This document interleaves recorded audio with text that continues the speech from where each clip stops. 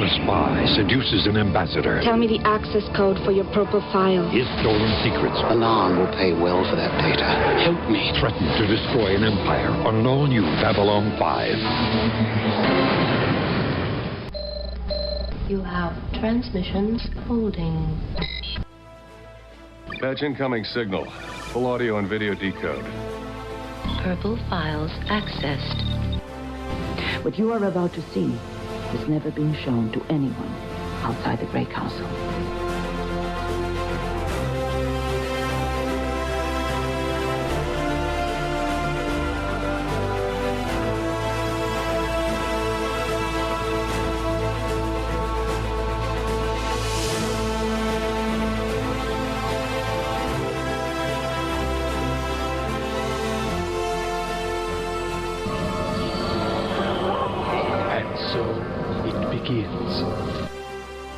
Hello, everyone out there in podcast land. Welcome to Gray 17, a Babylon 5 podcast, a part of the Front Row Network and NPR Illinois Community Voices. We're so excited to have you here for episode 3 of Babylon 5, which is actually the 4th show we're doing because we also did the pilot, The Gathering. Today, we are here to talk about a very Londo-centric episode, the lovely, romanticized Londo Malari in Born to the Purple. I'm Scott, and with me is... Blake, Emily, Jessi, Andrew, Kevin, Mike, John, and Nicole. Blake, welcome back from death. We appreciate you having us here. We appreciate you being here. God, English is fun. thank you. We joked that you had an infection, but that's actually next week's episode. So the Soul Takers didn't come for him. if they did, They tried. if they did, they piled bodies in front of him to make sure they couldn't have him. So let's go ahead. That or he just wasn't good enough, apparently. Well, yeah. No, I had practice avoiding Justin's starter marriage, so I was good avoiding Nicole. Speaking of Justin, Justin's not with us today because he had prior arrangements, but he will be back for the next episode. So let's go ahead and dive into a very non-butthole centric episode that is Born to the Purple. We're going to go through and have our folks give their first impressions, and we'll go to Blake first. So with this episode as first impressions, it's on the surface one of the lighter episodes that can really be watched as a standalone, especially for character development. But there are a few nuggets in this episode that'll play out later in the series. It's also interesting to point, this is one of only 18 episodes that Straczynski did not write, as the first in the series that he did not write. Mm-hmm. It was written by Larry DiTillio. If you are a child of the 80s, you owe a lot to Larry DiTillio. He actually met J. Michael Straczynski when making He-Man and the Masters of the Universe. They were both writers on that. They both basically wrote the Bible for She-Ra, Princess of Power. They both probably quit She-Ra when the powers that be were trying to make it where She-Ra couldn't hit anybody and other things too. And they jumped over to real Ghostbusters and then over to Captain Power. So basically everything that JMS did, Larry DiTillio was there as well. So he is very much a mainstay in your 80s lives, especially 40-something-year-olds, even if you don't really realize it. But now I have to look it up because I know there's a Transformers connection there too, and that would be 2. Transformers animated. Beast Wars. He was the writer. Oh, they do Beast Wars too? Okay, he did Transformers animated too, but I didn't know Beast Wars. Even better, because Beast Wars is a better show. It's actually a really cool thing. I always go back to JMS's autobiography on this because it's a really good one. But basically, JMS walked into DiTillio's office when they were making She-Ra, and he said, "We got to quit." And DiTillio's like, "I don't want to quit. I like getting paid." And he's like, "No, we got to quit. They're making her not what we want her to be." And he's like, "Okay, but he says, if I don't get another job for this, I will kill you." And so JMS immediately hired him for every job he ever had after that because he didn't want DiTillio to kill him afterwards. Let's go to John next for first impressions. No, we don't have to. I only wanted to point out that before we started, you're like, these are quick impressions. This should be quick. Blake, 5 seconds, you're like, hold on, I got a 30-minute diatribe real quick about the 80s. Here it comes. I'm sorry. I'm a keeper of useless knowledge. John, what's your first impressions? First of all, this was my favorite episode ever because Londo was already my favorite character ever. And then after this bravura performance, which I cannot believe looking back wasn't nominated and just swept the Emmys, I just feel like my man is he's just so amazing. And then I just got to say, so I'm watching the beginning and I'm like, oh yes. And then out of nowhere, a lot of vagina just jumps out of the screen from me. So if you don't know, his love interest, I forget her name, the Mimbar, something with an I or whatever. She's the actress who played a lot of vagina in Austin Powers. Adira. Yeah. And I was like, wait, what? So I knew I was going to be in for a good one. And I was not disappointed. I'll get into some of the specifics that I love, but I got to tell you, if every episode was like this, I would take back every negative word I've said about Babylon 5 behind your guys' back, just immediately. See, we got He-Man and She-Ra, and we got Austin Powers. We are covering the pop culture spectrum from 30 years ago. It's great. We'll go to Emily next. I thought it was okay. It was kind of boring, but so I'm gonna be the one where like, hey, that character reminded me of someone else totally random, because that's what I do. So yeah, the Narn woman who showed up, I can't remember her name. The minute she started talking, all I could think of was Jane Curtin as Primat from Coneheads. That's a deep pull. Right? So yeah, that's where my brain went. But I mean, yeah, it wasn't a bad episode. It was nice to get an episode with Londo that wasn't like Londo and Veer comedy hour, and actually learn a little bit more about him and who he is. Don't you dare defile the name that is Veer Kodo.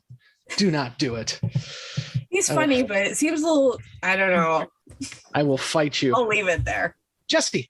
For the first time in a while, Keneally and I agree on something.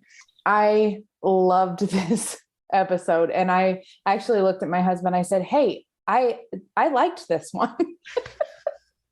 Like, it was just surprising as shit to me. So, but no, I enjoyed this one. I do like Londo a lot, and I like Veer, and no, I had a good time today.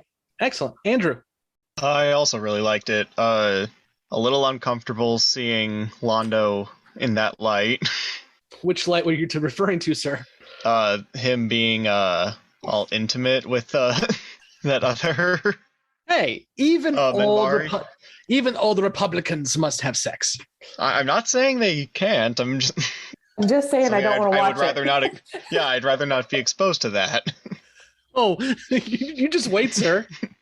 Oh boy, there's gonna be a lot more exposure to a lot of things in this show. Kevin. I liked the development with Lieutenant Commander Ivanova. That was a touching scene with her dad. I liked the character development, brief though it is, with Garibaldi. He's clearly a good guy. You get that, front and center in this episode. And there's a couple of cheesy elements I'd like to mention on later on, but I especially liked Commander Sinclair looking like Sherlock Holmes, trying to be all incognito, going out into the down below. It's like, really, that you think you're incognito that way? Okay, that's cool. We also saw that Down Below does not have air conditioning, because he was sweating like no other in that close-up scene. He was hot. But yeah, it definitely is a good development episode. There was even some on Psychor a little bit in this one too, that gives you a little bit more insight, not a lot, but a little bit. Absolutely. This is one of those, it doesn't happen often with B5, but it happens a lot with Star Trek, and we make references there all the time. There's definitely an A plot and a B plot. So you've got the A plot of Londo and Adira, and you got the B plot of Ivanova and Garibaldi. And I appreciate that we get a little bit of time in both of them. Absolutely. Mike, what do you got? I like this episode okay. I tend to lean harder into the more conceptual sci-fi stuff, like the Soul Hunter episode, but being a fan of the character of Londo, I liked that they fleshed him out a little bit, gave him another aspect to his personal character. I genuinely chuckle out loud every time at the interaction between Londo and Veer. I think whoever writes his dialogue, the moon-faced assassin of joy, is absolutely brilliant.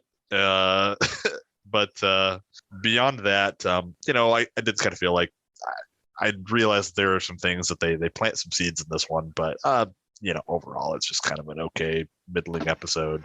I agree with what Kevin said. I also liked the B plot with Ivanova. They made her a bit more playful and a bit more human in general throughout this one. John is currently giving you thumbs down to Ivanova. We will sell you on Susan sooner or later, John. We will sell you on Susan. And kind of again reiterating the fact that that Garibaldi is a good guy. He's the everyman on the station. I also kind of liked this is another instance where I Jakar ends up being one of my favorite characters in the series, but this is one of these instances where in the beginning I feel like they kind of paint him as the cartoon villain of the episode. Yeah. And at the end, he ends up being like the unwitting pawn that saves Londo's career. And I just want to be like, oh, you just got Sinclaired again, son. Like, he even had like a little laugh line, like a sitcom. He does this little like, and then Stompy pouts away, But yeah, so I don't know, just kind of in general an okay episode. Nicole. So I also really liked this one. I thought it was really good. Obviously the porn music and the Londo sex scenes were a little weird.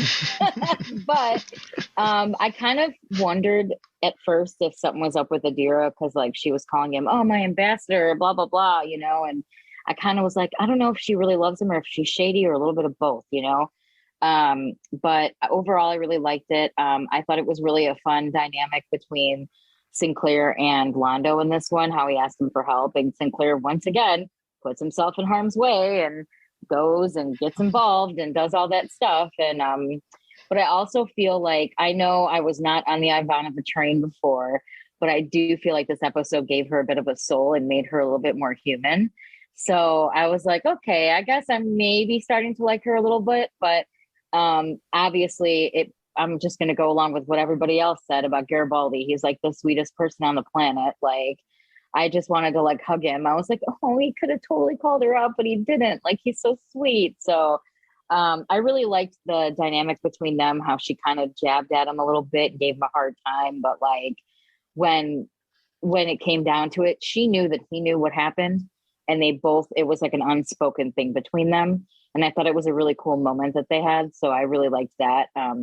And then just, overall, the interaction, even though Londo kind of sort of got bamboozled, he still cared about this woman and wanted her to be okay. And I thought that was really sweet. And I definitely feel like there was a lot more character development with Londo too. And I really enjoyed him in this one.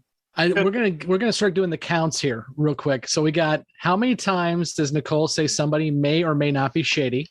We've also got the Sinclair puts himself in line of fire, which we're up to 5 now in 4 episodes. But so we're talking about shady. Can we just talk about the fact that Garibaldi is shady? Everyone's like, oh, it was so sweet.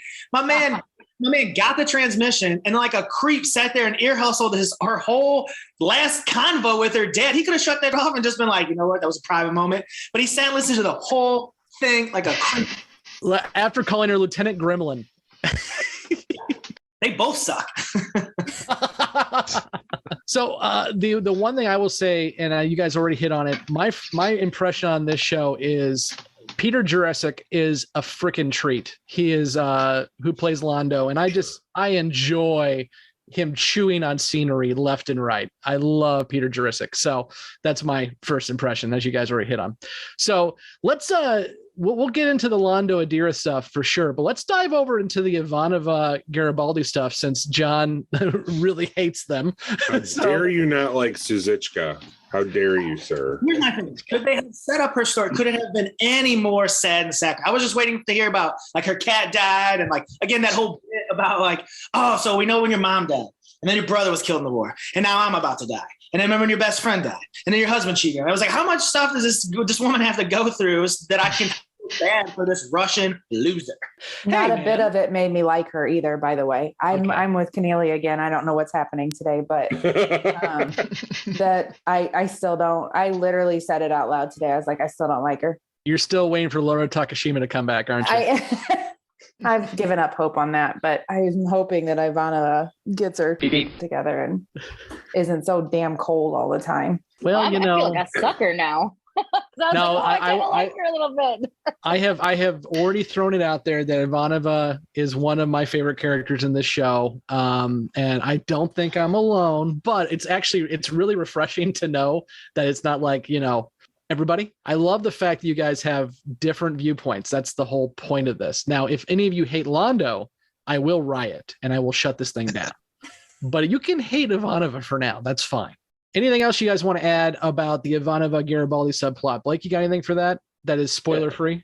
And we'll get into some of this also in the spoiler section, but looking at Ivanova's arc, there definitely is a arc for that character in the beginning episodes of this season. Some of her personality really does get explained through starting in this episode with the relationship with her father, disapproving of, or in her perception, disapproving of her being part of EarthGov, being part of the military force. Some of that plays into the portrayal of the character with kind of that cold, no nonsense, straight business attitude that she has at this point in the series. As it's been referenced by Scott multiple times, Ivanova is probably one of, if not the most popular character from the series overall. But I can definitely see where for people that doesn't start that way, but grows into that as we go forward throughout the season. And especially looking at, the Garibaldi character, we start to see pieces there as well with the way he is with his friends. I mean, he's referenced a few times throughout the series that, he's there because of Sinclair, and his loyalty to his friends and those he serves with, that starts to really show up evident in this episode. And I don't think it's surprising at all that Garibaldi's a peeping Tom when it comes to that kind of stuff, because as we find out in this episode as well, Garibaldi has extensive files on everybody. Nicole, I see your hand up. She just likes him because he's Italian. Yes, that too. But I did wonder when he's like, "Can I buy you a drink?" And she said, "Maybe later." I'm wondering, is there going to be a little romantic thing going on with them? And that maybe could be a question for later for you to answer. But I kind of noticed that, like, it almost seemed a little bit more than friends, but maybe I was just overlooking it. But I kind of was like, okay, Garibaldi's shooting a shot. And she said, not now, but maybe later. So yeah, I don't know. Maybe it's just Garibaldi trying to get everyone on the station to once or twice watch Duck Dodgers. He's already got the Lynn to do it. He has tried to get the telepath to do it. She hasn't done it yet, but he just wants to show everyone in the world his second favorite thing. Yeah, my man is a creep. He's just shooting a shot all over the station. As long as he's on the mating list, he's fine. That's the key. He's got to stay to the list. She kind of told him how to get the information about what was happening, though. It seemed like she was hinting at it, and like it felt like it was her way of telling him what was going on without trying to actually verbalize it, because it was a hard situation. So it was like she was hinting and was like, "Oh yeah, it's just a gremlin." And so he just followed her lead on the clues she was giving him. Kind of like, I want someone to know, but I don't want to have to talk about it. So it created that like unwritten not direct communication, but it's a way of telling someone, "Hey, I'm going through something really bad, but I'm not in a place where I can talk about it, but you get to know anyway." I didn't. Sure the whole thing makes that much sense. All she would have had to do was ask Commander Sinclair, "Hey, can I talk to my dying father?" And it would have been fine. But it is a nice plot device to get some character development. I don't know. I mean, I never thought of it this way. And I've seen this episode a lot because even though I skip a lot of season 1, I don't skip the Londo episodes. But no, that makes kind of sense to both what Kevin, what you said too. I don't think she's somebody who's going to tell her commanding officer she needs anything personal. But I also think that, and this is something that just because a few of us know this character better than you guys, and this is not a spoiler, but she definitely is somebody I think who would not let somebody in, but let somebody in. You know what I mean? So I think I like that. I like that theory, Emily. I've never thought of that. It's the side route, because I feel like that's something I would do, where if there's something I don't really want to talk about, but maybe someone kind of needs to know. So if you act differently, they kind of have an in. Yeah. Mike, what do you got? Yeah, just going to add to that, we don't quite know to what degree Ivanova and Garibaldi are familiar with each other, but it seems like maybe not super close at this point in time. But, the other side of it is that perhaps she knows that Garibaldi is a guy who, since his job is security chief, he's not going to let it go. That these secret calls were happening at some point in time, and so that's maybe part of her reasoning for deciding to kind of leave him a breadcrumb trail so he can figure it out. Kind of like, I need to bring him in because like he's going to find out sooner or later. And they don't go into much detail what Gold Channel is in this, and it's because there was a deleted scene, and I got this off the Usenet.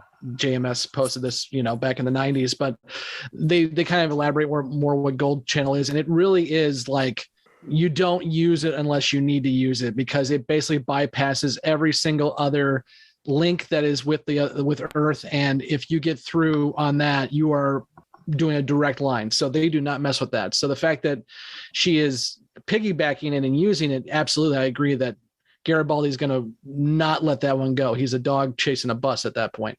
Blake, what do you got?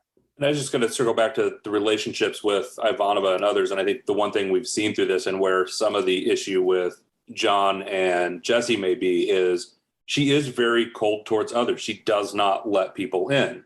Now, I'm going to expand on that in the next half of this session after we throw the newbies out.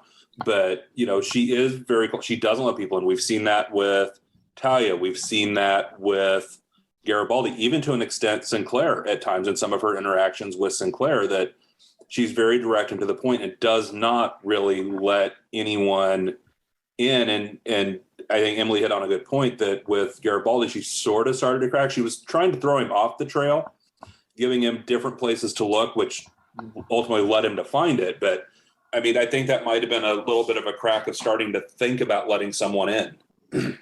Nicole? I was also going to say too, like, she seems like the kind of person who doesn't want to show weakness to anybody. So I think not only not letting anybody in, but also like, I don't want anyone to see that I'm weak and I have feelings. So I'm going to, keep it all to myself. And yeah, maybe that was her way of like, okay, well, I can't show weakness and I can't tell him. And I don't know if I want to let him in, but maybe I do want to let him know what's going on, because yeah, he isn't going to let it go. He's like a dog chasing a bone at that point. Like, you said, Scott, Garibaldi seems like the kind of guy who just will keep going and going and going until he gets a solution. So I feel like maybe, yeah, she knew that it was going to come to a head at some point, and she kind of did it on her terms, because like Blake said, she doesn't want to let anyone in. And also she probably doesn't want to show weakness. So. Well, and I remember the scene in the roller coaster with the arm restraints when Garibaldi's talking to Sinclair, and Sinclair said, I didn't do this. And he's like, well, I hope you didn't, because again, Garibaldi is good at his job and he will track you down one way or the other. And we see that again in this episode, whether it's creepy or not. John. Well, so here's another reason why I don't like her, and to just keep hitting this contrarian point. So when we meet her, yes, she's very cold. And yeah, you kind of get that stereotypical, oh, I'm a cold Russian, I don't show emotion, I'll let people in. But then she also has made it a very key point to be like, oh, I do stuff by the books, and here's my job, and here's what I will do, and here's what you won't do. And then like gives Garibaldi crap about like, oh, you better do your job, you better do your job. And then meanwhile, she's back channeling and just, you know what I mean? Like, she's a hypocrite, so she just does whatever she wants as long as it suits her. And you guys just let it go. You're like, it's fine. She's amazing. She can do whatever she wants. It's ridiculous. You're not wrong. I got no argument against that. It's just that it's Susan, so it's okay. He's out of line, but he's right. But I mean, we're seeing that with a lot of the characters, though. I mean, a little bit, and just off what we've seen so far, like everyone loved Laurel. But Laura was growing that coffee and using up space that probably is making so somebody not has enough food to eat, but it's okay because Laura wants her coffee. So it's the same kind of idea. So let's go ahead and move into the A plot, which is the main story with Londo, Adira, and everything else. And who wants to talk about that one first? Emily, go for it. Why was he playing a video game before the meeting? Because he's beer coder. So that was like, there's a part of it that seemed, let's go with unprofessional given the setting, but at the same time, I feel like a little bit of foreshadowing with our current tech where, you're sitting on your phone playing whatever before a meeting, because what else are you going to do? But yeah. I was 2,000 years in the future and you're still playing a Tiger handheld game. I don't know. Yeah. I do love the fact that, it's both with Jakar and with Londo, their one line is don't give up the homeworld when they give it over to the peons. I love it. John, what do you got? First of all, thank you, Mike, because I wrote that down. I go, listen, I had that exact Tiger handheld game that my man Veer is going off on, and that's why, Emily. That's what happens. You get those bad boys. That's just little plastic gold in your hand. Forget the universe and this diplomacy. Nonsense. But to the point, again, this is far and away my favorite episode. I mean, straight from the jump, my man Londo doing what big dogs do, which is just having a drink, checking out the ladies. Then a couple of nerds come in and want to talk about treaties. So he forces them to sit down and look at these beautiful ladies again. And then that Narn comes in and really messes it up. Oh boy, we're just trying to have a drink. So I was huge into it, loved it. Londo trying to get a little Sci-Fi Pretty Woman thing going. Everything was working on all levels on this episode. Sci-Fi Pretty Woman. There's the tag. You know, the one other callback I noticed, we know Jakar is definitely into the human ladies. He must have checked out the human dancers at least 4 or 5 times when we saw Jakar in that little lounge area too. I'm just pointing it out. He wasn't checking out the Minbari girl. He was checking out the humans. Jessi, what do you got? So I knew something was going on at the beginning because she was way too hot for him, right? Too young, too hot. Like, this is more than it is. Like, we're not watching this budding love story. Something's weird. So it turned out, obviously, clearly it was. And my only other takeaway from this whole entire episode is that Londo kisses with his eyes open. I don't know if anybody caught that, but I was absolutely the most creeped out at that very second. And somebody, my husband, says, he's an alien. And I said, I don't care. He needs to close his freaking eyes. So that was my takeaway from the entire. We're going to fight because that's like my favorite thing in this episode. Okay. So he was kissing with his eyes open? Yeah. No, hear me out because I hear me out. It was him taking that moment in. Okay. He has this woman who he's losing and he wants her to come back, but he doesn't know if she hasn't knowing his past. She's probably not going to come back. So he's taking that moment in. I thought that was charm, not creep. That is absolutely, you know what? Listen, we can all have our opinions, but yours is wrong. And like, it's 22:58 or some stuff. Take a freaking picture and move on from this. Like, that was the most creepy thing of the whole episode for me. There was also a spit string between their two mouths for a good second there. If anybody, it probably wasn't visible in the original definition, but it sure as hell was visible in mine. We absolutely have to give this show the benefit of the doubt. It was filmed before high def. Nicole, what do you got? Any other hot takes on kissing? Well, I do want to point out that I wrote that down too, Jessi. I was like, Londo kissed with his eyes open. WTF? Like, why? So you guys are just not romantics. No romantics in the bunch. No, we're just not creepy. It's weird. Yeah. So listen, I'm gonna agree with Scott on this. He was batting so far out of his league. It's like they're playing different sports. You know, you want to soak all that in, put it in the bank for later. Thank you. That helps. I appreciate that.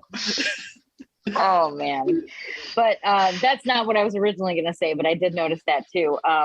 I thought it was interesting how I forgot who it was already who said that Jakar likes the human ladies, because when they sat down at the table, they did a cheers and Jakar was like, well, that's the only thing we agree on is that these ladies are fine, basically, you know? And I thought that was kind of funny. I was like, oh, look, a diplomatic event here between the two, talking about ladies, you know? That was kind of funny. But one thing I also noticed too was like, you know I said I thought she might have been shady. I knew something was going on. And I feel like she partially cared, but she partially was a little shady. I mean, obviously we find out that she didn't really have a choice. Hated that Dracus dude, wanted to punch him in his stupid face. And then that other, what was her name? Kodath or whatever. I thought it was hilarious how she literally just hissed at everyone like a cat. Like anyone who talked to her, trash.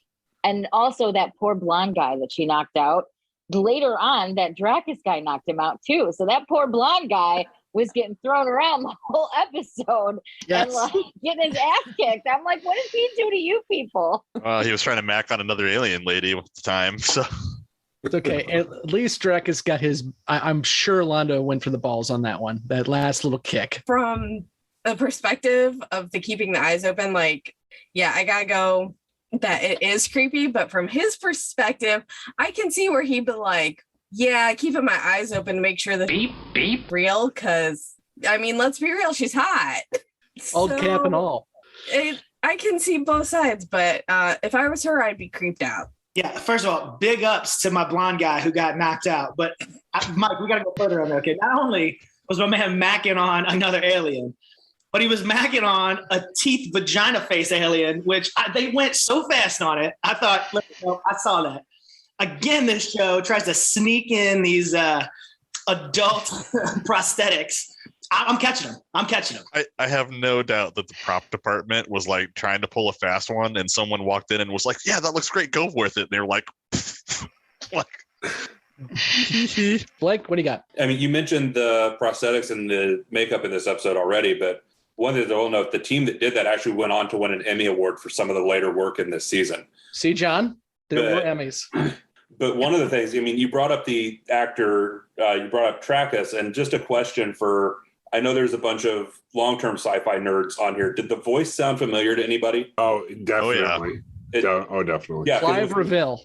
Yeah, it was Palpatine from Empire Strikes Back. The actor was the original voice in the 1980 release of that, which kind of starts, one of the things throughout that you'll see throughout this series is Straczynski got quite a few pretty well-known sci-fi actors to come into this show and do roles throughout it. But to the greater thread with Londo, what we start to see in this episode too is how far he's willing to go to protect the Centauri Empire. And that's going to become kind of a bigger thread with him and what he's willing to do to protect the Empire, and commenting on kind of the Adira being out of his league. And I think they commented on it in the show. One of the things within their culture and society setup is its positions and power. Yeah. And at this point, he still has that within the Empire. So that kind of contributes some to, you know, out of his league possibly, but it's still the positionality and the power of it within Centauri culture. Going one step further, it goes back to what Londo was telling Garibaldi back a few episodes ago, and that is the Centauri Republic is built on a pile of lies. And the whole idea here is, too, it's built on the skeletons in the closet and knowing who's doing what to whom, and that's how we keep things going. And it's all a house of cards. So if you steal his little USB drive and get that out to the Narn, or if you do anything like that, the house of cards will fall. I think that's really important. I just want to stay on brand and just ask, was I the only one the first time you saw the Mind Probe that immediately thought it looked like a butt plug, or was I just on my own island again? We know a couple of things from the show. We know Jakar has a human kink and you have a butt plug kink. It's just what we know.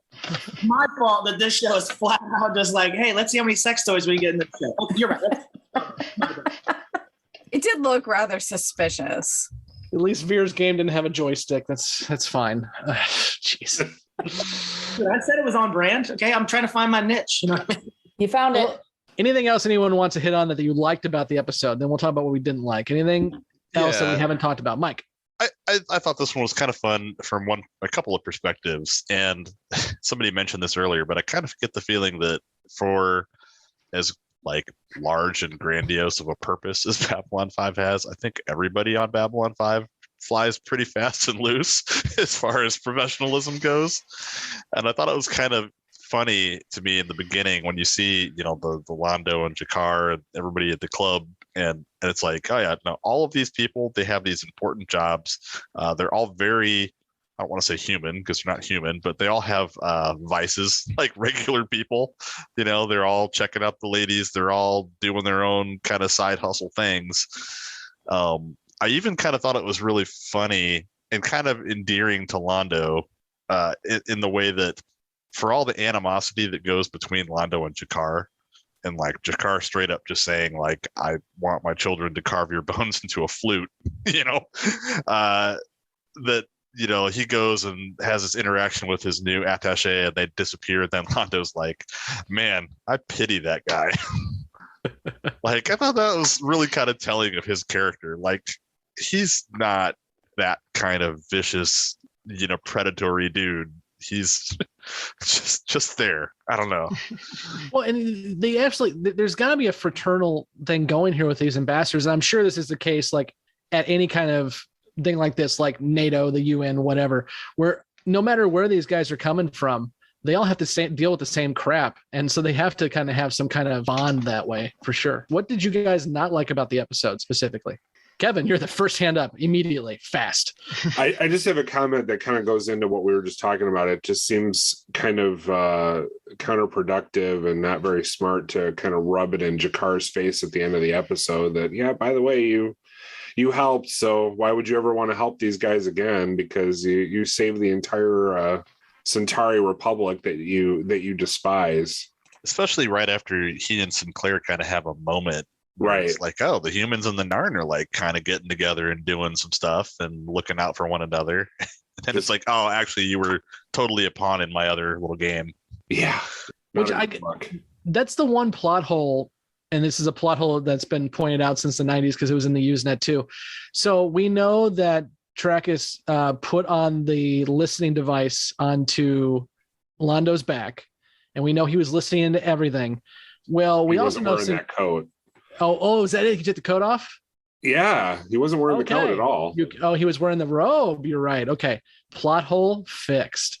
Because my thought was Sinclair flat out says, I have a plan. And so Trackus has got to be like, okay, Sinclair's going to screw me. How's he going to screw me at least if he didn't outline the plan? But you're right. He also had to put his hair down in that hood. He had to have. And I wanted to see his hair down just to see what it looked like. I was Sinclair dressed like a Victorian highwayman. No, like, I want to Sherlock Holmes. This is not a complaint, or maybe it is, but I want to get your all's opinion on this. If you have the commander of a station, do you think he can go into a strip joint and not be recognized? Absolutely not. I honestly didn't read that situation as though he was trying to go incognito, which is the weird thing because he's obviously in a super strange getup. But I don't know. I kind of like he walked in there and I kind of felt like he expected the guy to recognize him. Okay. So, and the station is what in the credits it says it's 250,000 people. Yep. Living in the station. I mean, it's not inconceivable if you find a town of roughly 250,000 people how many people could identify the mayor if he walked into some random bar on the bad side of town? I couldn't. 0%. And you're running your nightclub and you frankly just don't give a crap because it doesn't matter to you. Yeah, that's true. That's true. So it could be a little bit of both. Either he doesn't give a damn, or you're right. I mean, how many folks know their elected official by face? But it was just kind of weird to me. But I can see it's not a plot hole. I got it. Nicole, what do you got? Well, that guy was like straight up the mafia too, the owner of that club. So he had a kind of looking suit on, man. I like that suit. I thought it was funny how, Londo was like, let me do the talking, but Sinclair was actually the one that like got the answers and got the info because he's like a smooth talker, and it just was another example, even though he was dressed very poorly, of Sinclair being a badass, which, we all know is true. But yeah, I thought that was pretty funny. But one thing, I know this is so nitpicky and probably no one else noticed, but I just hated the music. It just sounded like bad softcore porn music the entire time, all throughout the episode. And I was like, okay.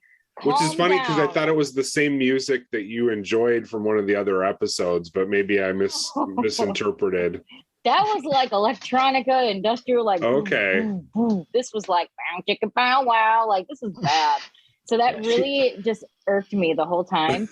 And just also that stupid Jakoff lady like hissing at everybody and everyone was trash. Like, okay, we get it. You don't like anyone who's not a Narn. Calm yourself. Hey, you know what? If your entire civilization was enslaved and bombed into the Stone Age, you'd be a little pissy too. Just think. All right, fair point. John, what do you got? I had two little positives, and then let me get to my old man gripes as I shake my fist at the sky. So first of all, if we don't get a Londo Jakar like buddy comedy movie or episode, I'm just gonna hate this television show because I need it. I want it in my life. And then the other thing is big ups to bootleg Chuck Norris, aka Gun One. Like, oh man, came on. Yes. Yeah. That's Gun One. I was like, oh, okay, cool. But some of the beefs, so staying there, okay, last episode, everybody's got guns. This episode, nobody's got guns. Like the commander and Londo go down and they're like, we got nothing. And the commander's like, oh, check out. Here's a pole or a little piece of metal. Hopefully this works. I'm like, you know what? This dude. So the commander I'm starting to hate this whole command structure. I'm going to throw it out there.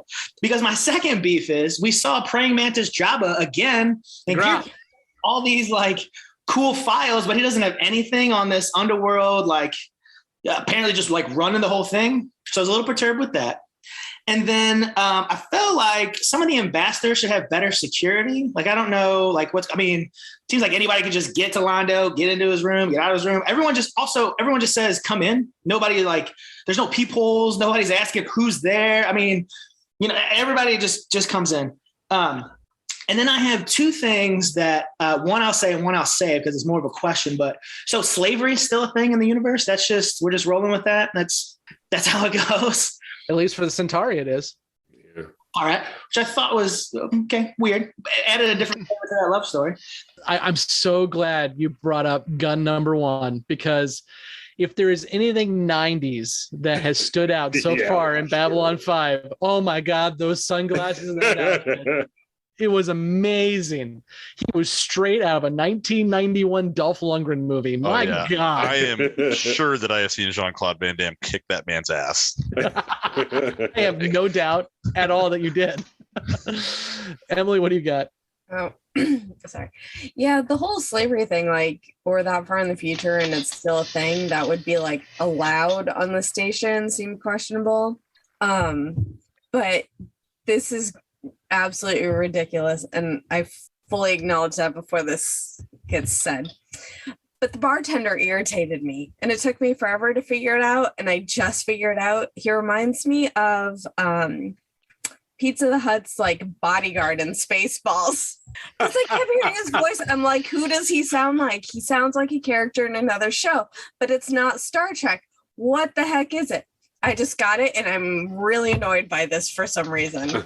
My mind is blown because now I'm picturing the scene of him eating the pepperoni off Pizza Hut, and oh my God, it is. I'm sure it's not the same actor, but oh my God, it is. I'm just mad that it wasn't Monkey Man Bartender. True. That's who you reminded me of, and for some reason that kind of annoys me. I will say, to the Centauri having slaves, the two things that I continue to remind myself, and I'm not defending slavery, please, but you're dealing with a neutral space station, neutral territory. So there is no technically laws that they have against one thing or another. Obviously, it's an Earth Alliance station, so they do a little bit, but it is neutral territory for that reason. And also, I do appreciate the fact that we got different civilizations doing different things. It's not cookie cutter, not in a good way, but it's not cookie cutter. So it's interesting to see that. And of course, the dynamic that one of the main races was a slave race to the other one, obviously, is something we're dealing with almost every episode. Maybe that's why Garibaldi always looks like he doesn't have any other work to do. It's because there are no laws to enforce on Babylon 5. Well, as we just discussed, he doesn't deal with McGrath ever. At least he hasn't yet. Although, sorry, it's my culture to sell weapons to other people and let people into your room. Well, I without spoiling anything, we will have episodes that deal with the neutrality of this station and the weird stuff that happens because of it. And it happens. Okay, so John alluded to it. Let's do our question time. So for those who are new to this, we have been relatively spoiler-free up until this point. We are going to ask our newbies some questions that they have lingering after this episode and after the episodes we've seen so far. And then we're going to promptly kick them off this episode and answer all their questions. And then they can't listen to that part of the episode until we're done with the series. The other thing we are going to do differently this episode, and this actually came through a little discussion of what we wanted to do. Now we've gotten a little deeper into the show, is we're going to take your predictions too. So I'm going to ask each of you for any lingering questions, and then I'm going to ask you for any predictions you may have about what's going to happen moving forward. And I'll pick on each one of you one at a time. And I'm going to go to Andrew first. Questions and predictions. Well, I don't really have any questions so far. But as far as predictions, as far as how things are being laid out between what's her name, Ivanova, and Garibaldi, they're going to get together. Okay, so we got some shipping going on already. Got it. I ship it, yeah. You ship it. Too old for this. He's got to show her his first favorite thing. Got it. Okay, and by the way, I'm not going to ask our long-term folks these questions and predictions because that's kind of redundant. So we're going to go to Emily next. I don't think I have many additional questions about this episode, but one prediction is, since they alluded to basically the house of cards that the Centauri Republic is built upon, that's going to crash at some point. Something's going to happen, information is going to be released, and it's going to shake up their entire system and cause a problem. So that's my one prediction. Cool. Jessi. What episode, and I need a specific number, does Ivanova become likable? That's my question. And my prediction is, what's the telepath's name? Talia Winters. My prediction is that Talia ventures into the women's side of dating at some point. Nobody pointed out that she was having dinner with the commander either. Yeah, they give me friend vibes. She gives me I like the ladies vibes. I don't know why. John, what do you got? Okay, a couple of questions. So, and maybe it's just the look of the 90s, but is the commander's comms unit, are there comms units in their hands? Because I mean, it's like on top of their hand. But what I mean is that, so is that like a part, is it like a bio, like is it an enhancement? Like it's always a part of their hand, or is that something he puts on and off? John, I'm gonna give you one just because I feel like I keep telling you that I can't tell you what's gonna happen. There is a dermal implant that allows it to stick to their hand. I will give you that one because that has nothing to do with the story. But we'll actually see in later episodes they take it off and they'll mention the dermal implant. Yeah, they call it a link. Oh, nice. All right. Yeah, I wasn't sure because I saw, I saw Garibaldi's and I was like, man, is that like part of their hand? But okay, here's my beef/question that I had earlier. And that we've talked a little bit about before. So it's starting to really strain like my belief in it with this telepath being allowed this level of diplomacy. I can't imagine any nation, race, or anyone agreeing, and not for nothing, Trackis kind of points this out too about like, I didn't agree to this. And, Jakar's like, oh, it's standard. But I'm like, at what point would anyone agree to allow a telepath into a diplomatic meeting? I mean, the whole point of diplomacy and why it's awesome and intriguing is because it's a mind game. If you remove that element from it, then there's no point, right? That telepath is going to sit there and just read both their minds. The truth should theoretically just be out there all the time. And so I didn't really like it. Also, not for nothing, this is kind of an aside too, right? The other thing too is you can't even validate what the telepath says, right? So if she sits there and says, oh yeah, I read Londo's mind and, he said this. I mean, Londo can say, no, I didn't, but who are you going to believe? It's that part that I question like how feasible that is. Also, as a little aside too, I question how good this telepath is. So she sits there and goes, wait, is this chick really in danger? And then asks the commander instead of just reading Londo's mind. That's a good catch too. That was another little plot hole that I saw as well too, is like, because, in the very same episode, or maybe it was I can't remember now. Maybe it wasn't the very same episode, but it's an episode we've seen, when people get a little heated in their heads, she has to take a break. So yeah, that's interesting. There's just unevenness there that I didn't. So in terms of predictions, first of all, shout out to Londo Mike Tyson. I just really enjoyed that. And then, so my prediction, first and foremost, I'm still going to hate Ivanova throughout the series. So I can change my mind.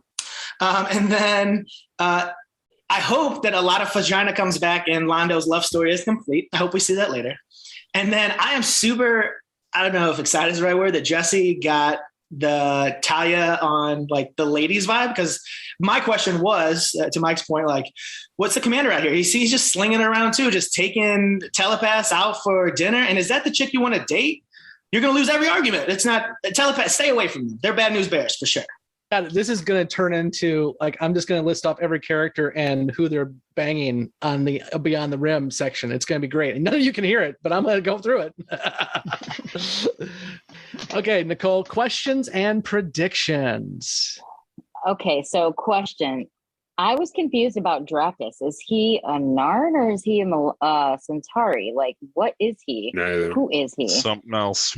He's something else. Okay. And then also, is he going to be resurfacing? Because I know Sinclair took his slave away, so that's going to piss him off. But like, is he going to become a problem in the future? I kind of feel like prediction wise, I kind of disagree with John and Jessi. I thought maybe Talia and Sinclair had a little vibe going, like a thing. So I wondered about that. I also feel like I predict that I'm with Andrew on that, where I think that Garibaldi and Ivanova are gonna hook up. Also, I predict that them using Jakar as their pawn is gonna further piss him off, and I feel like that might cause a problem going forward as well. So that could be wrong, but I feel like they all laughed at him and ha ha ha ha ha at the end, and I was like, ooh, I don't know if that was smart because he's kind of a psycho. So yeah, that's my predictions. Cool. Does anybody have anything else they want to throw out before we finish off this lovely conversation of Born to the Purple? Well, I had a couple quick observations from IMDb. I'm pretty sure Gunman #1 has never been in any other thing. I saw that too. Yeah. Oh, he was a one and done? No way. This is literally his only credit on IMDb. I also noticed, I'm pretty sure the character was his name Norg. I think it was the bouncer at the nightclub. His last name is Datilio, same as the writer of the episode. I'm pretty sure that can't be a coincidence. So, and there's a character named Butts, which is interesting. Nepotism in TV. How dare you, sir? How dare you? So one last thing, just to circle back, and Nicole brought it up with the music in this episode. And one of the things that they did throughout this series, the composer who came on after The Gathering, Christopher Frank, did themes for each of the races, each of the main characters, and also did music for the different situations. I mean, he really composed the score to try to get into the emotion. So given what was going on in that scene, he wrote the music to kind of go along with it. And frankly, it was the 90s. And it sounds like it. Well, we'll go ahead and wrap it up there. Thank you so much for the conversation, guys. This is always enlightening. I say this a lot, but I really am loving the idea of getting a fresh point of view to a show that I have watched way too many times. So this is great. We're going to go ahead and jettison our newbies now. And what we'll do is we're going to say goodbye to them, and then we're going to move into our credits. But if you are a long-term fan of the show or you just don't care about getting spoiled, we will come back immediately after the credits and answer all the questions the newbies just had and talk about their predictions too and see where they are completely dead wrong and sometimes right. We'll see how it goes. Also, during the credits, we do have a special little ad from one of our friends in the Babylon 5 community, the Babylon 5 for the First Time podcast. We definitely want you to go check them out. They are two gentlemen who mainly do Star Trek, but are watching B5 for the first time. And they're not too far ahead of us, but they have nobody on the show with them that can tell them anything about spoilers. So it's an interesting little conversation they're having as well, too. So we'll have that during our credits as well. Until next time, when we talk about getting a nasty infection, my name is Scott, and with me is... Blake. Emily. Jessi. Andrew. Kevin. Mike. John. And Nicole. And we will see you on the couch or whatever the heck tagline we're going with on this one. I don't know what it is. On the rim. Oh, yeah. Well, not everybody. We're not going to see you beyond the rim because you don't get to go.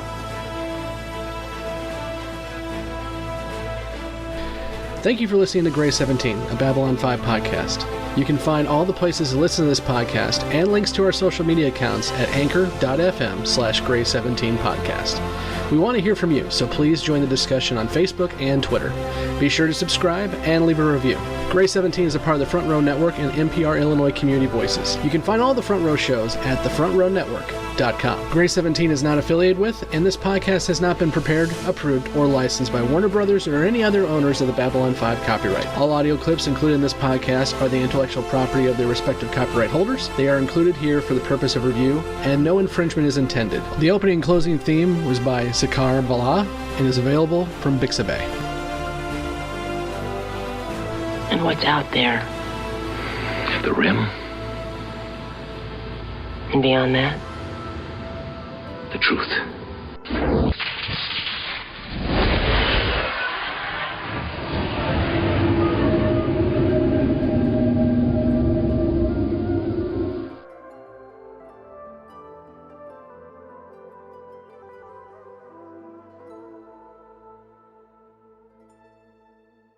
Hey, Brent. Have you ever seen Babylon 5 before? Babylon 5? I mean, that show from the 90s? Yep. No. You want to watch it for the first time? Let's do it. Babylon 5 for the first time, not a Star Trek podcast. We are two veteran Star Trek podcasters watching Babylon 5 for the first time. We're searching for Star Trek-like messages in the series and deciding if we should have watched it sooner. You can find us on Good Pods, YouTube, and anywhere you get your podcasts. Babylon 5 for the first time, not a Star Trek podcast.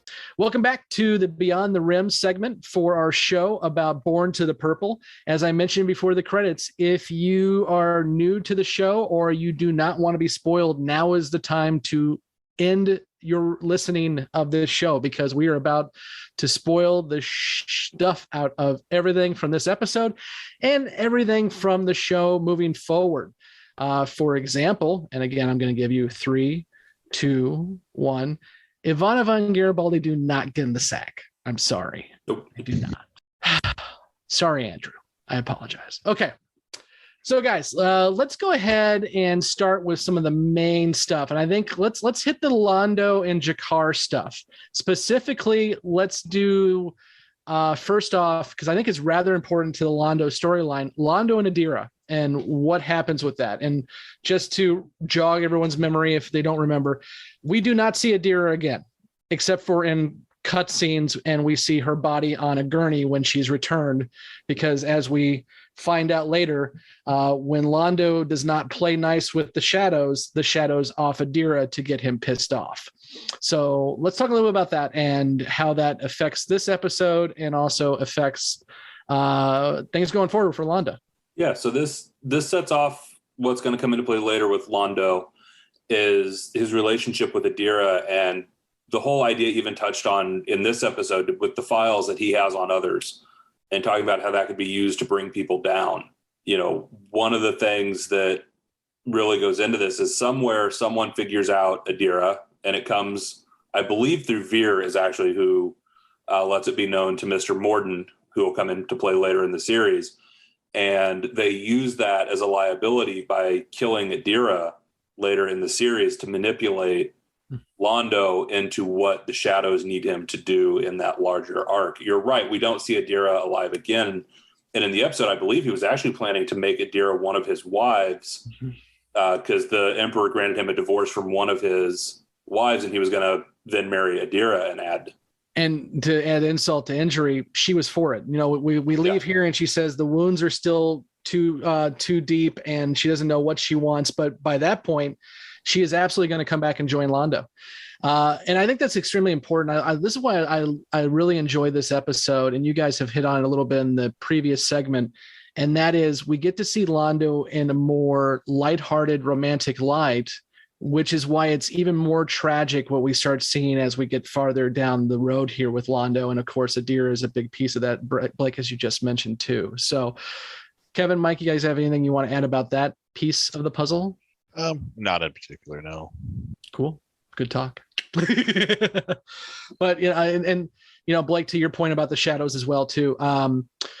I love the fact that it's not an immediate turn to the quote unquote dark side with Londo. Londo, as we know, will start utilizing the shadows first, not realizing what he has done, but then he will realize that they are a good ally to have, as all good Centauris do.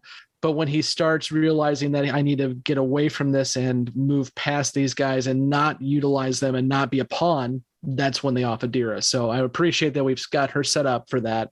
And she's on the board now for that very reason. I guess I will throw out a comment. You know, I did really appreciate the additional aspect or the additional look that you get at Londo as a person, as a character, and the fact that up until now, you kind of see him as this quirky old guy who's just living through nostalgia for better times, you know, his old glory days, and lamenting about the state of the current society. It's the same thing your aunt posts on Facebook every day, right? But in this episode, you actually kind of get more of an impression of like Londo is a romantic. He's romantic in that he does miss all the good old days, etc. When things were better, when things were good for him, when things were good for his people. But you also get that side where it's like he's a romantic. He fell in love with a pretty girl, and like he's willing to do quite literally anything to get her back, to make sure she's safe. He immediately glosses over the fact that she betrayed him. He does not care. And I think that's well, like you said, it makes it all the more tragic what we know happens as the series progresses. Kevin, what'd you have? Well, I just said it helps that she was forced to. It certainly wasn't something that she wanted to do. Mm-hmm. She was extremely conflicted about it, and wouldn't have if she hadn't been forced. So it's not like she did it for money. I mean, Dracus did, but she didn't. And she didn't hand over the files either. I mean, she took them, but she didn't actually, when it came time to meet and hand them over to Dracus, she backed out, which kind of is what set up the whole rest of the episode. Right. She made sure she didn't hurt Londo. She returned his family heirloom to him rather than running it off and selling it for coke money. I mean, and then the old sorry sack gave it right back to her. Wear it proudly. Mm-hmm. Wear it proudly. I love Londo. God, I love Londo. And I love Peter Jurassic, but I've already said that. That guy is amazing. Yeah, he's very good. So let's ship some people. These guys are getting into the shipping here. So we'll do a couple. I'll just throw them all out there and you guys discuss as you would like. We have Talia getting with Sinclair. We have Talia getting with a woman. We have Ivanova getting with Garibaldi, as I spoiled, doesn't happen. What else do we have? We have Jakar getting with Londo in a buddy episode, which we're going to have several of those, and I'm looking forward to it. I'm imagining the one, I forgot the name of it now, where Londo and Jakar get stuck in an elevator, and I love that episode beyond belief. And then, of course, and The Rock cried out, "No hiding place." That is, I don't think that's a buddy episode, but that's Londo and Jakar to the nth degree. So I think the guys are going to be happy about that. But let's do some shipping here. I think the first one, Talia is going to get with a woman. That's interesting foreshadowing in a way. Yeah. As Ivanova ends up falling in love with her, and then the tragedy that happens after that. It's interesting foreshadowing, even though it's not very accurate. But I don't think it's just Ivanova. I truly think that there is a relationship there. Here's the thing, and I'll get into this when we get to it because it's going to happen in season 2. JMS was absolutely going for a bi/lesbian relationship with Talia and Ivanova. And he flat out says at the time. So it wasn't like, 20 years later, he turned woke and said, that's what I was going for. No, he was literally going for that. The studio didn't like it. And then also the actress who was playing Talia decided to leave the show too, which kind of killed it. But I absolutely think I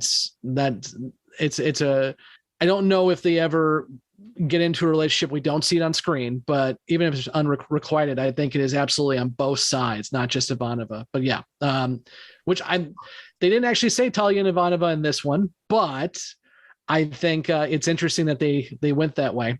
And also the question was, when am I going to start liking Ivanova? I think that relationship is going to help them a lot. I know it's farther down the line, but when we start seeing Ivanova not just be the hard ass Russian, it's going to be helpful for him as well too. And of course, I'm going to start getting heart palpitations and a heartache when I say, of course, when we get to Ivanova and Marcus, I will lose my mind. So for the same reasons, because Ivanova can't get a date that doesn't kill themselves. One thing you mentioned, Scott, about you didn't think the relationship was ever on screen, but in one of the episodes, and I can't remember the name of it, but it's where they do the ceremony where each of them confess something, and it's Gwendolyn in the hospital. Right. Yes. Ivanova says when she walks in there is she thinks she loved Talia.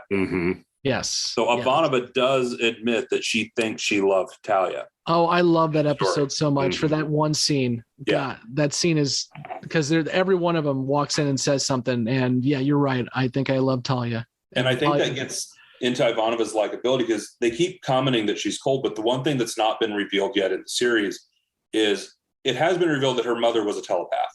What's not been revealed is that she's a latent telepath.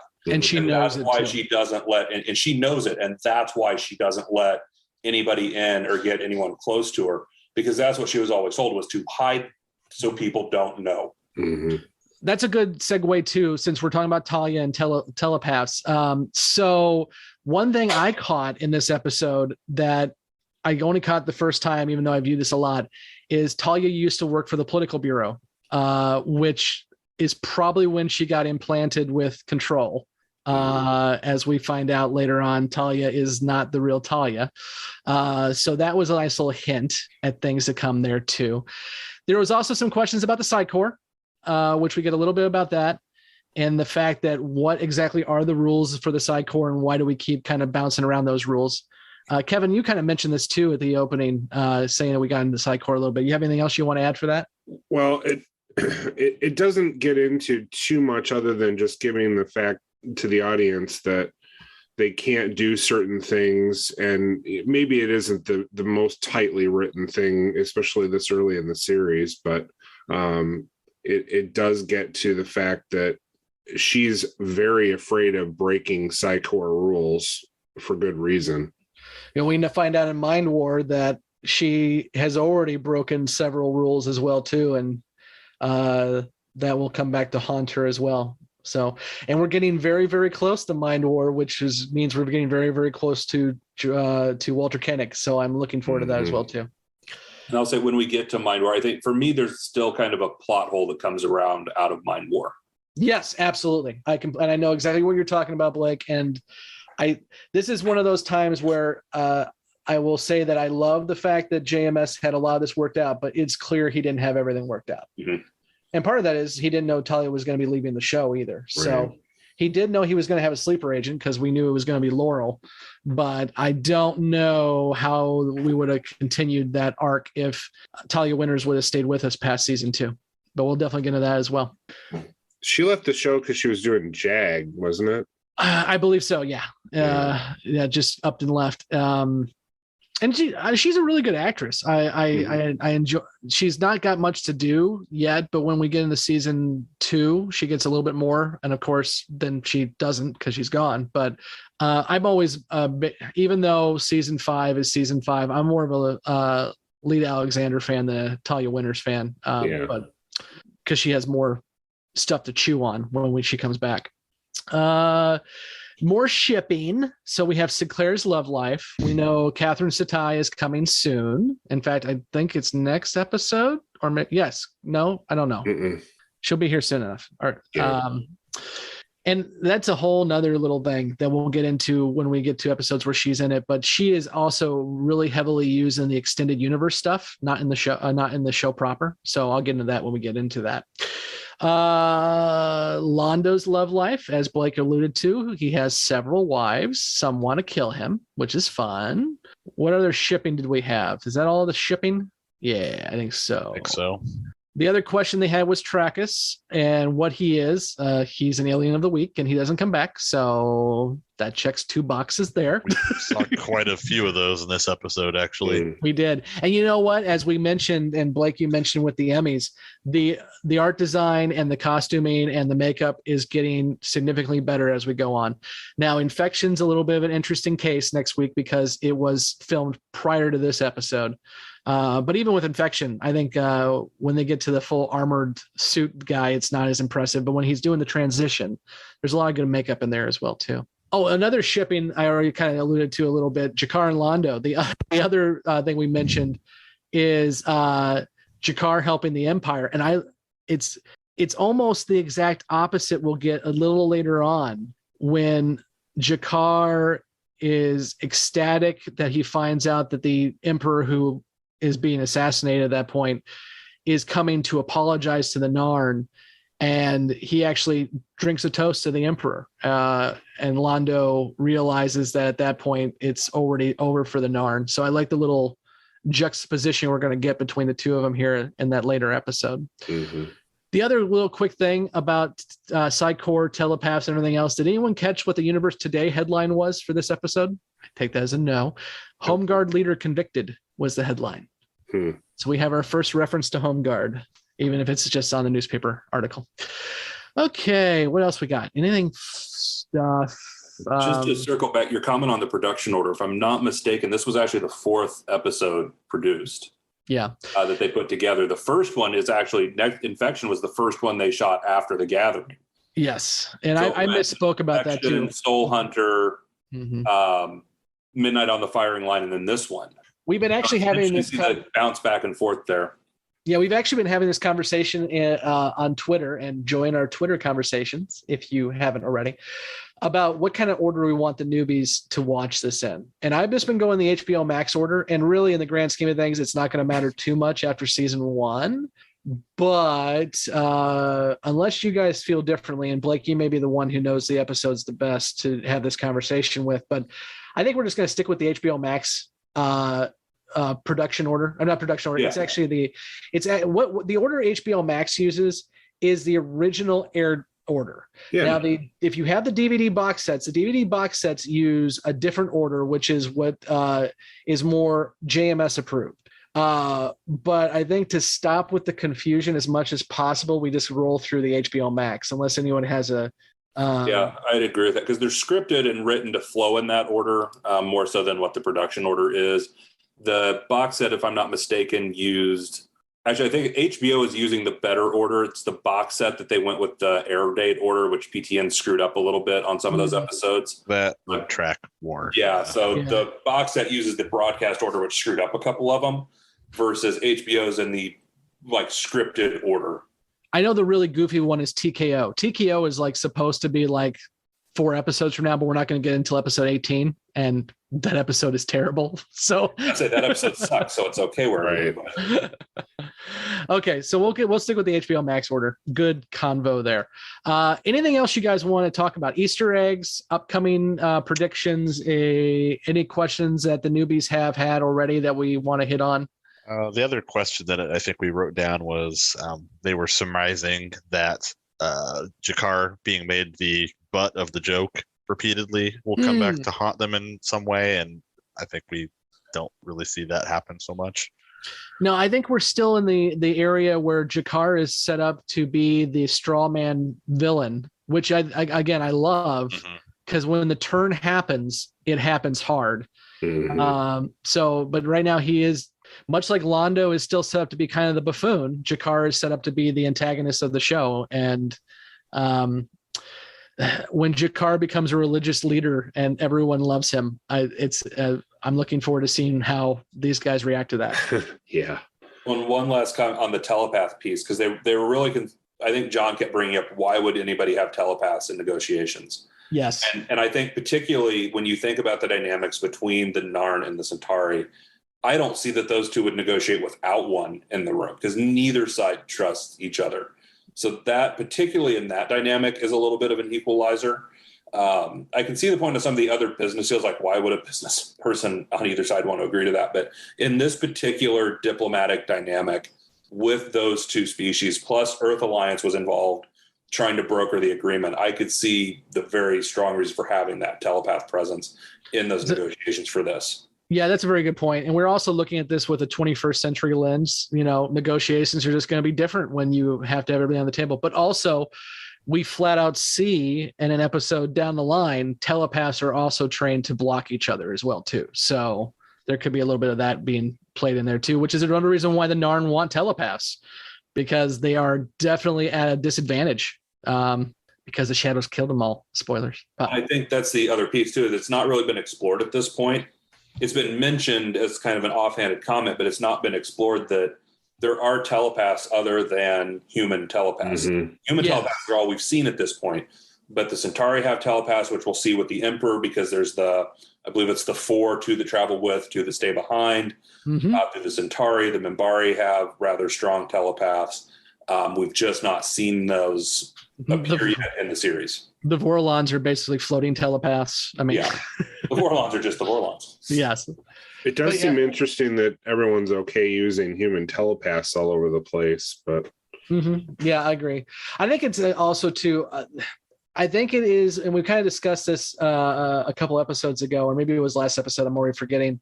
But the Earth Alliance is getting a lot of rope on this for several reasons. One, as we mentioned, the Dilgar invasion, they basically saved a lot of folks on that, so they get a little bit of that. And also the Centauri, or not the Centauri, the Minbari are giving them a lot of slack as well, too. So I think part of it is just right now, Earth is in a good place. Now, of course, that's going to change very soon, but it's in a good place, both diplomatically and in all shapes and forms involvement in the galaxy proper. And practically also just at this point in the series, budget-wise, trying to bring in a bunch of extra one-off characters. I know they're kind of doing the Alien of the Week, but to really bring in beyond that and show all of these different telepaths at this point in the series would have probably been prohibitive. Well, and you've also, I mean, you've got such a large cast here. I mean, you got to give Talia something to do. Much like Franklin's not in this episode, you got to give him something to do, which he will next episode. Mike, what'd you have? I was going to point out that one thing that I don't think anybody has really hammered on too much is the core concept of what Babylon 5 is supposed to be, is the neutral ground, last best hope for peace. And initially going into the episode or into the series and kind of hearing that dialogue and some of the other stuff with the Minbari, my initial reaction or my initial thought to that is, this is Earth trying to make peace with everybody else to keep Earth from being anybody's target, right? But what you actually see is Earth is playing the neutral man, standing in the middle, helping to broker peace between these other two worlds. They're trying to set themselves up with Babylon 5 as being like the indispensable tool that's everybody's buddy. Yeah. More so than like trying to be a place where like the humans and the Minbari meet and decide not to shoot one another. That's a really good point, Mike, because that's basically the big crux of the fight between Santiago and Clark. Santiago wants to open up Earth and the Earth Alliance to this new, opportunity, and Clark wants to close the door. And he's going to use guns to close the door. Every time you mention Last Best Hope for Peace, I always think to season 4's opening. It was the last best hope for peace, and it failed. And I'm looking forward to that part of the story as well, too. We're going to have so much to talk about with Infection. I can't wait to hear the commentary that will come around with that particular costume, particularly the helmet design. I'm just, given this group, I'm just seeing where it's going to go. If anyone's watched The Guyver, I'm pretty sure there's some connections there as well, too. We'll go ahead and wrap it up there. Thanks again for joining us. Please make sure to check us out at anchor.fm/Gray17 podcast. You can find all the places you can subscribe and listen to the podcast, and also find links to our Twitter and Facebook, where we're having some really good conversations with fans already and talking about how this show and this series is progressing. So until next time, I'm Scott, and with me is Kevin, Mike, and Blake. And we will see you both here beyond the rim and on Gray 17. Thanks, everybody. What do you want, you moon-faced assassin of joy?